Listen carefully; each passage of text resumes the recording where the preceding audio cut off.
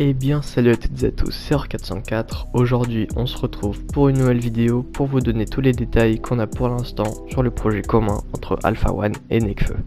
Ça fait maintenant plus d'1 an que la Don Dada mixtape est sortie et je pense qu'il est temps de revenir sur une annonce qui a su marquer les esprits des fans.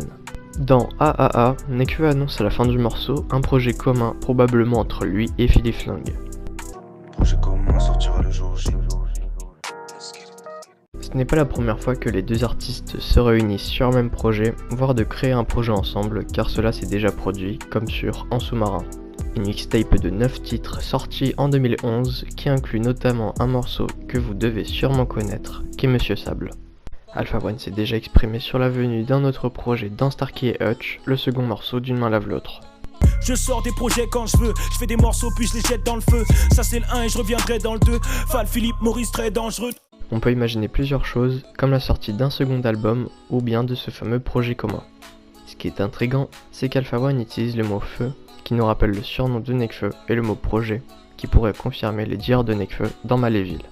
Je me demandais si ce titre faisait une référence entière à Nekfeu, car les deux artistes se connaissent depuis leur plus jeune âge et sont de véritables amis, justement comme Starkey et Hutch. D'ailleurs dans Maléville, Nekfeu lui relance la balle en les comparant à l'agent K et à l'agent J de Men in Black, les faisant redevenir un peu plus professionnels et oublier les sentiments personnels en revenant sur un nouveau projet.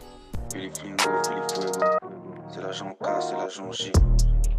Cela voudrait dire que les deux acolytes ont prévu la sortie de ce projet depuis bien longtemps, et pour rappel, UMLA est sorti le 21 septembre 2018 alors que la Don Dada mixtape est sortie le 18 décembre 2020.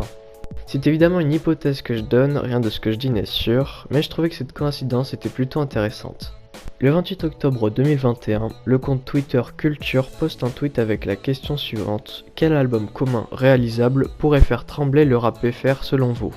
Le lendemain, le beatmaker et producteur Diaby, qui a produit la plupart des morceaux de Les Étoiles Vagabondes, le troisième album de Nekfeu, a répondu avec deux emojis.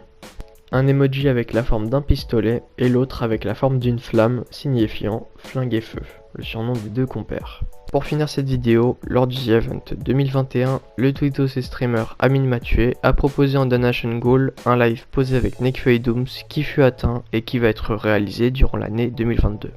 Ce live va annoncer le retour médiatique de Nekfeu car il avait par ailleurs désactivé son compte Instagram et Twitter à cause des remarques de sa communauté sur ses initiatives et sur les événements qu'il soutenait.